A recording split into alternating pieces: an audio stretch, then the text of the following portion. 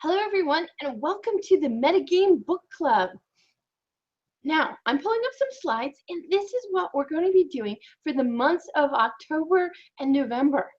Okay? Now, the Metagame Book Club, as you may already know, is actually a collaboration between ISTE Games and Simulations Network and Inevitable Instructors and Educators Gaming Guild. And what we look at are basically these big 5 things: games, game-based learning, game design, game studies, and gamification.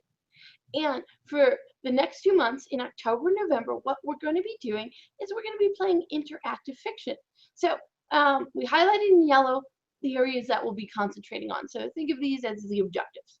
So playing games, choosing the right game for your classroom, teachers as game designers. Because as we're playing these interactive fiction games, you're going to start seeing some things that you might want to do, and perhaps you might even want to create an interactive fiction game.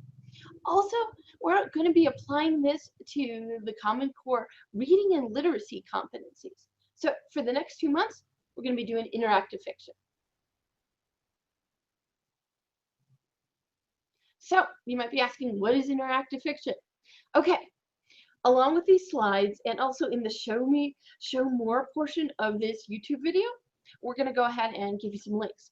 But interactive fiction is a genre of games, and it's where choices are really made based on text. You see a lot more text and a lot less pictures, and it's branching, and it's a branching storyline. Think about, those books, the choose your own adventure kind of books. Okay, so that's what you'll be looking at.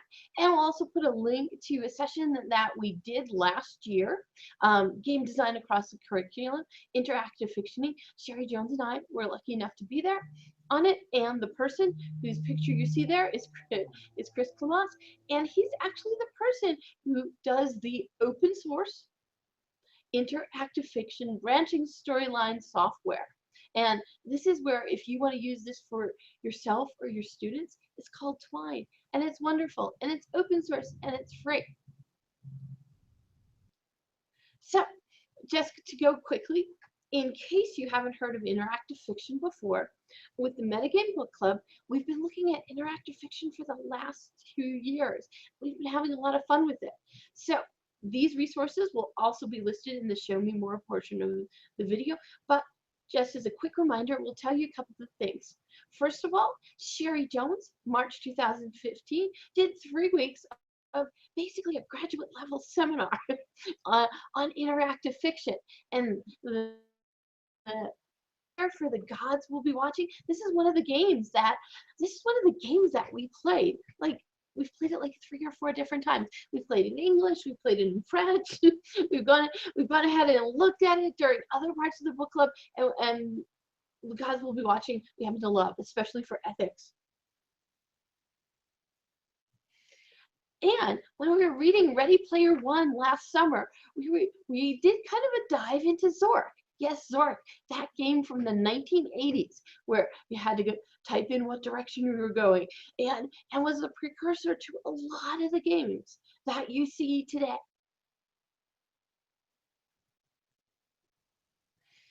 We also have resources with Sherry, where she talks about prototyping games by using interactive fiction. Because when you think about some games, a lot of them are about the narrative or about the story. So interactive fiction is really that baseline.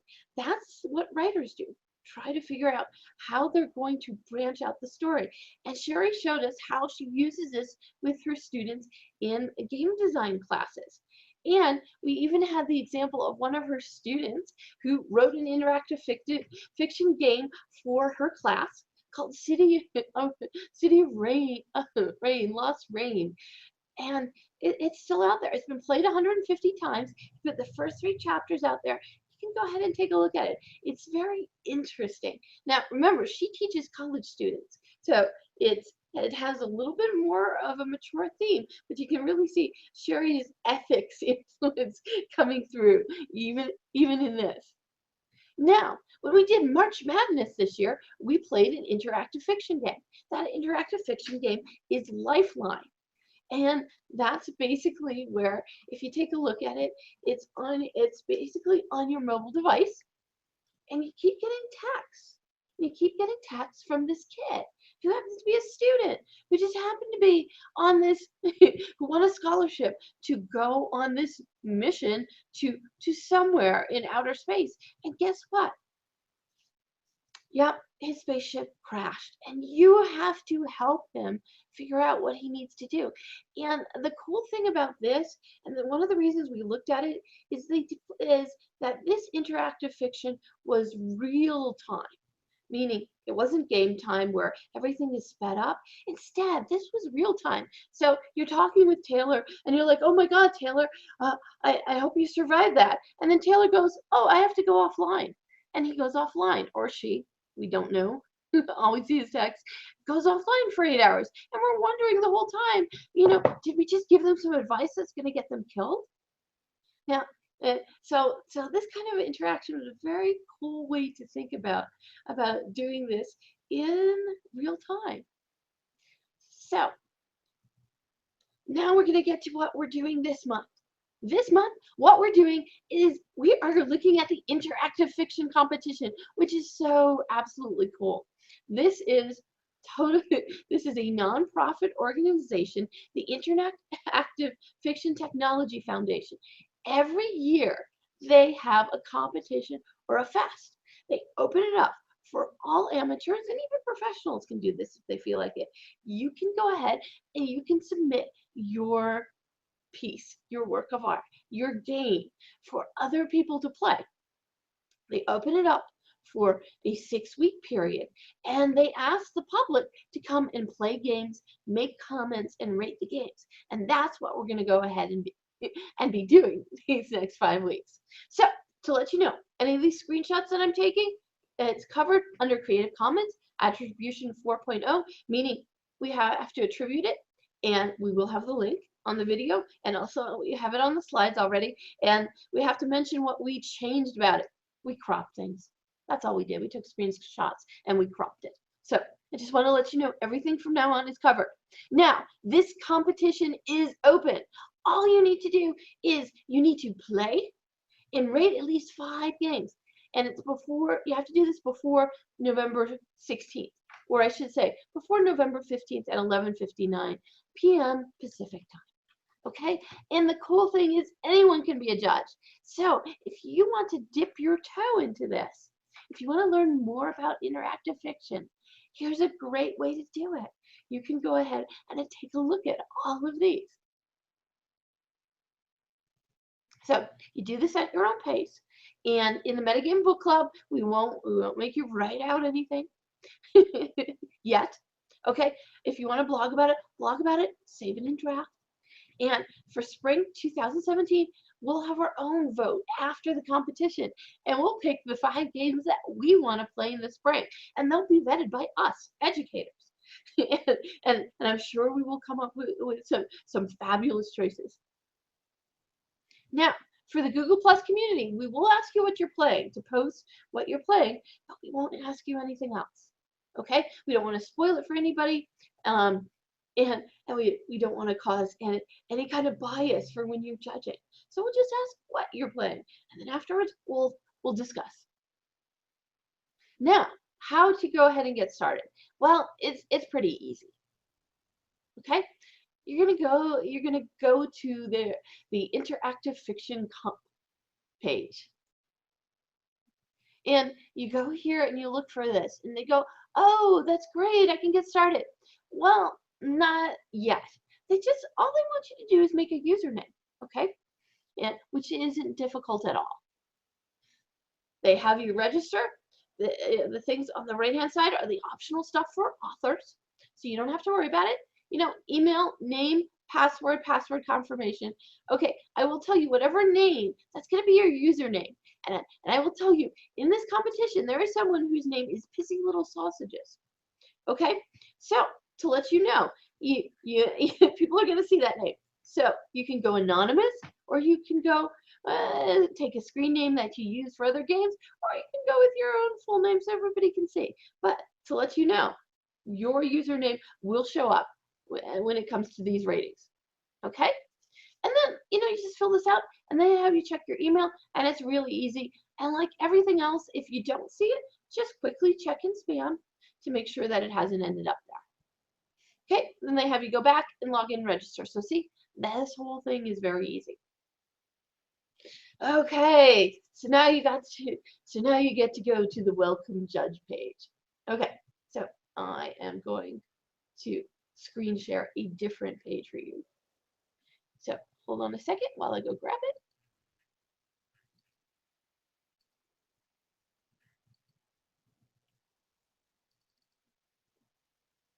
Okay, hopefully it's coming up. Okay, it's coming up now. So let's have some fun with this. So this is Rate the 2016 IF Games. Okay, now here's the cool thing. Take a look. You have to log in. Okay, I'll log in. Okay, so don't look. I'm going to turn you to the other page. Don't look. It's okay. I'm going to do my usual one.